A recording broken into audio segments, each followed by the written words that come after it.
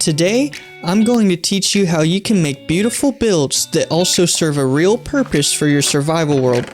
So many people make tons of useless builds in their worlds just for the sake of filling empty space. Don't be that guy. We want our builds to look great, but also to help us survive and thrive in our Minecraft journey. So I'm going to share with you some examples of this from my own world, and then I'm going to give you the secrets of how to think with this new vision so you can take your Minecraft game to the next level. So stick around if you want to become a more well-rounded and impressive builder.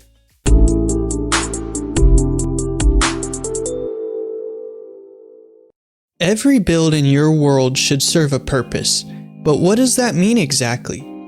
Well, that depends on what your goals for your Minecraft experience are.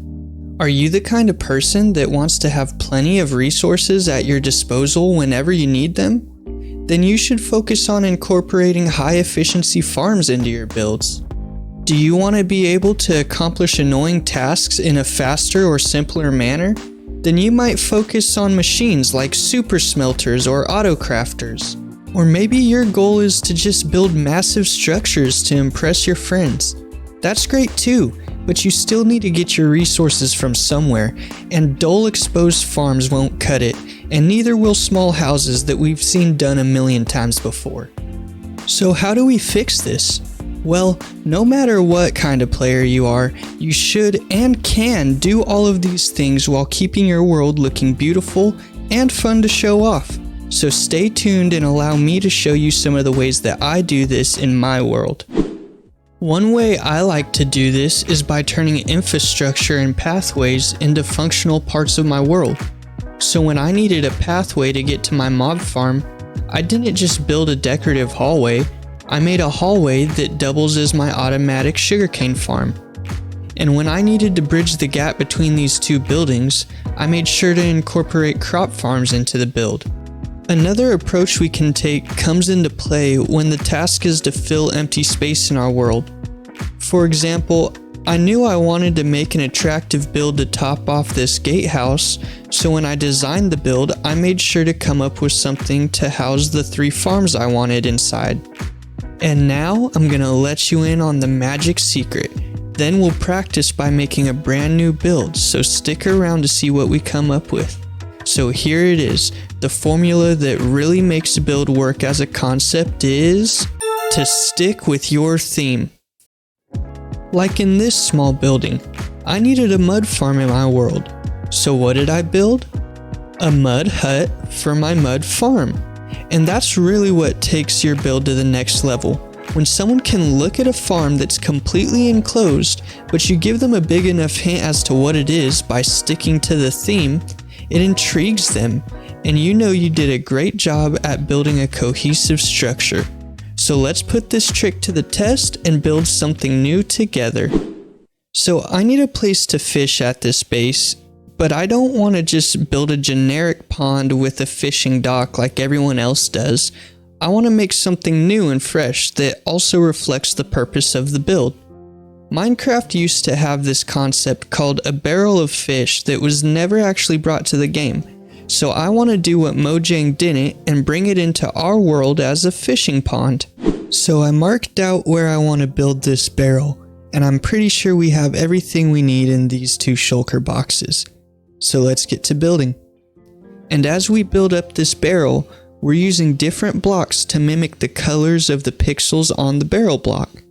For the wooden panels, we're using stripped oak, stripped spruce, and brown terracotta for the darker parts. In between the panels, we're using that same brown terracotta and spruce logs for the even darker shadows.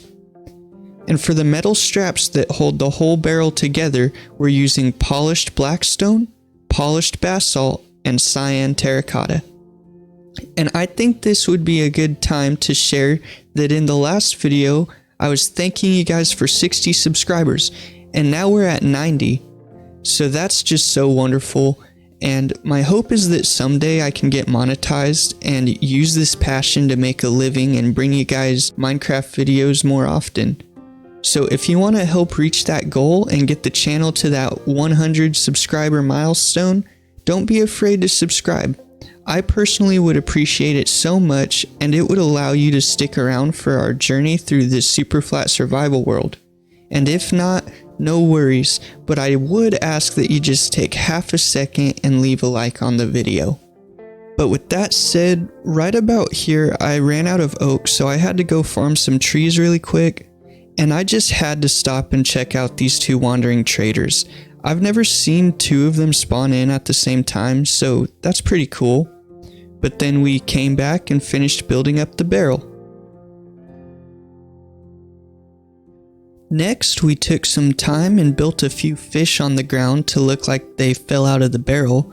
And this is just another thing I decided to do to stick with our theme and make the build just that much more interesting.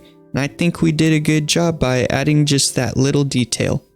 Then we got to work building up the actual pond part inside of the barrel that would hold our water.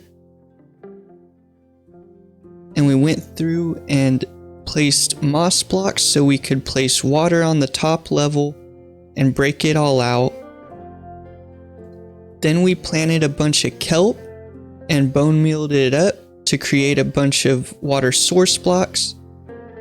And then it was super satisfying to come back and break all the kelp, and we had all water source at that point.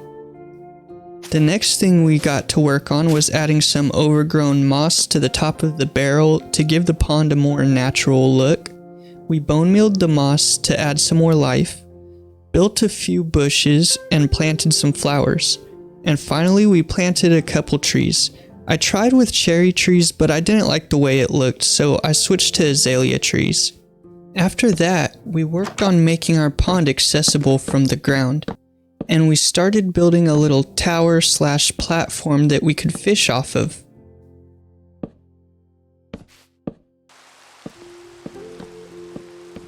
And I think it fits in perfectly. We also wanted to build a path so that it's accessible from our garden platform too, so here we are building a rope bridge.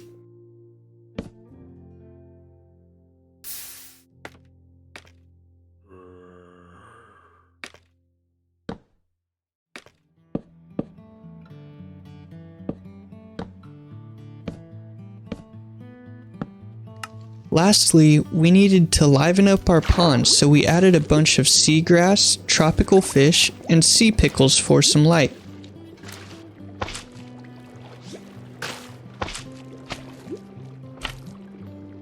When all was said and done, I think we did a great job at sticking to our theme, with details like these fish, accessibility to the rest of our world, and a functional fishing spot. This build accomplishes everything we need it to, and it looks good while doing it, and I can fish here for treasure all day long. So leave a comment letting me know how you think we did, and thanks so much for watching to the end of another one of these videos. Don't forget to leave a like if you enjoyed it. I'm Peacock Plays, and I hope you all have a blessed rest of your day. Bye bye.